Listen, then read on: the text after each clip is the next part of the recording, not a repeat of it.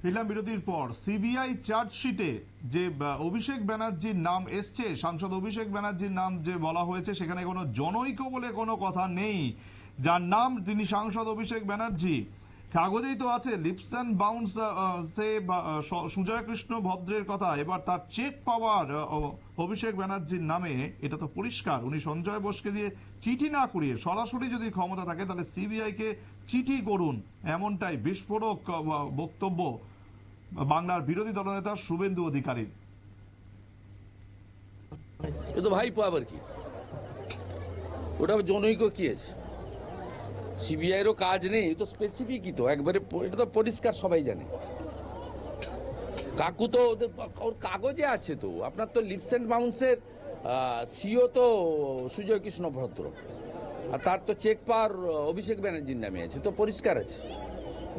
উনি সঞ্জয় বোসকে দিয়ে চিঠি না দিয়ে বরঞ্চ সিবিআই এগেনস্টে চিঠি করুন না, ক্ষমতা থাকে।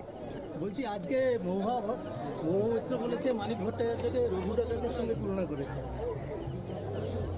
দলীয় বিধায়ক। ওটা ওদের নিজেদের গোলমাল, আমি বলতে পারবো না। শুনতেই পেলেন যেভাবে জনৈক অভিষেক ব্যানার্জির নাম উঠে এসছে এবার সিবিআই এর চার্জশিটে নিয়োগ দুর্নীতি মামলায়, সেই প্রেক্ষিতেই শুভেন্দু অধিকারীর এই বক্তব্য ছিল।